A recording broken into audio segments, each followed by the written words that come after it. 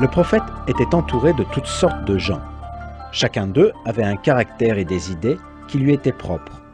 Cependant, tout au long de sa vie, le prophète montra un intérêt pour chacun d'eux. Il les aida à prendre conscience de leurs erreurs et de leurs échecs. Il essaya de leur apporter une éducation dans des domaines très variés, allant de la propreté à des sujets religieux. C'est cette attitude compatissante, tolérante, compréhensive et pleine de patience du prophète qui amena un grand nombre de personnes à se rapprocher de l'islam et qui fit naître en eux un amour véritable pour le prophète. Dans le Coran, Dieu décrit en ces termes cette attitude si agréable que le prophète adoptait avec ceux qui l'entouraient. C'est par un effet de la grâce de Dieu que tu es si conciliant envers les hommes, car si tu te montrais brutal ou inhumain avec eux, ils se seraient tous détachés de toi. Sois donc bienveillant à leur égard, implore le pardon de Dieu en leur faveur.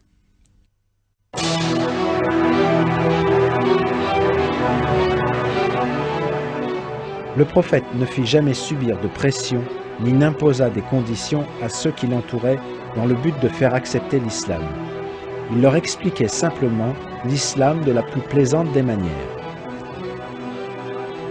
L'imam Ghazali, grand savant musulman, résume l'attitude du prophète à l'égard de son entourage en utilisant le hadith suivant.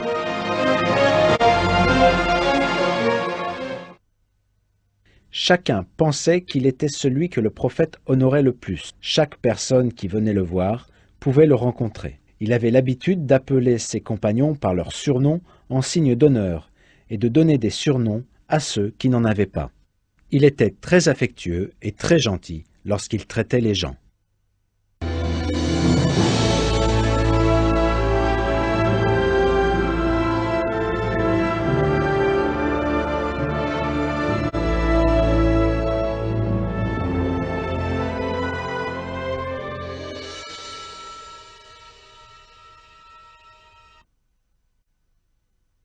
Ô vous qui croyez, observez la stricte vérité quand vous témoignez devant Dieu, fût-ce contre vous-même, vos parents ou vos proches.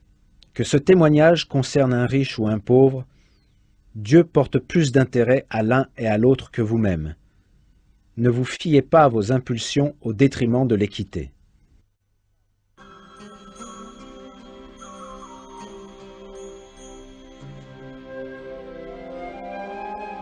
Le prophète Mohammed vivait en un lieu où se côtoyaient des gens très différents les uns des autres par leur religion, leur langue, leur race ou encore leur tribu.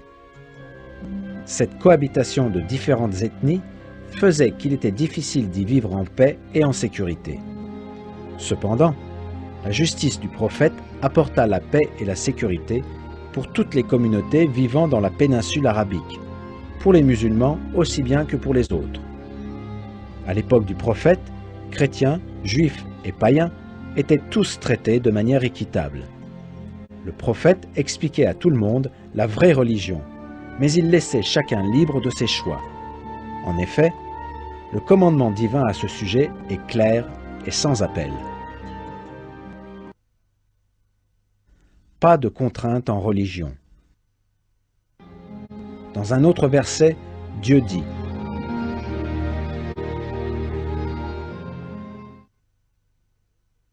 rappelle-leur tout cela, car ton rôle se limite à leur rappeler et tu n'as sur eux aucune autorité.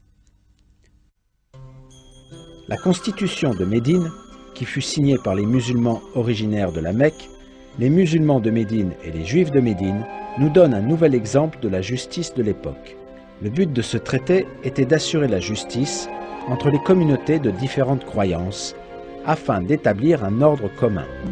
Un des aspects les plus remarquables de ce traité est le fait qu'il établisse la liberté de croyance. On peut lire dans un de ces articles :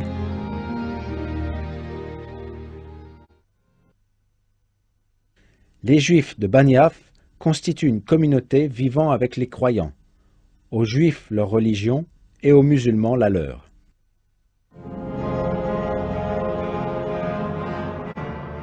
De nos jours, la seule solution pour arrêter les guerres et les conflits qui ont lieu partout dans le monde serait d'adopter les valeurs morales prônées par le Coran est, tout comme le prophète, de ne jamais dévier du chemin de la justice en ne faisant aucune discrimination entre les différentes religions, langues ou races.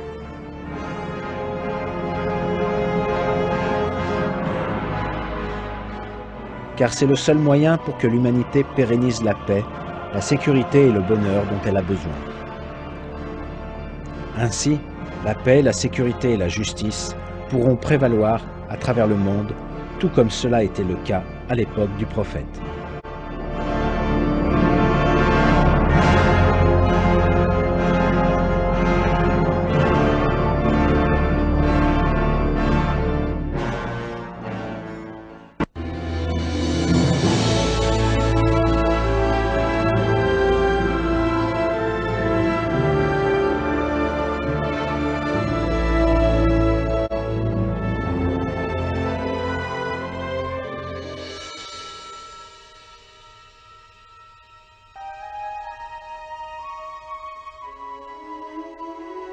Notre prophète était le protecteur et l'administrateur des croyants. Ainsi, les musulmans s'en référaient à lui pour toute chose et lui demandaient sa permission et son opinion avant de s'engager dans quoi que ce soit. Quand ils n'étaient pas d'accord entre eux, ou lorsqu'ils n'étaient pas capables de trouver une solution à un problème, ils en faisaient immédiatement part au prophète, car de cette manière, ils étaient sûrs d'obtenir la solution la plus adaptée et la plus fiable. En effet, ils savaient que le prophète était l'homme le plus intelligent de la communauté. Ses commandements et ses jugements étaient sous la protection de Dieu. De ce fait, ses décisions étaient toujours les plus pertinentes. Notre prophète Mohammed fut choisi parmi les hommes.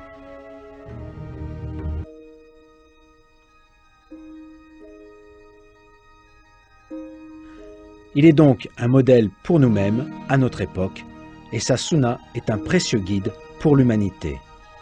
C'est pourquoi obéir au prophète, c'est avancer sur le chemin qui conduit au salut dans ce monde et dans l'au-delà. Il est révélé dans le Coran que ceux qui obéissent au prophète obéissent à Dieu. Cependant, c'est également valable dans l'autre sens. Ceux qui se rebellent contre lui se rebellent contre Dieu.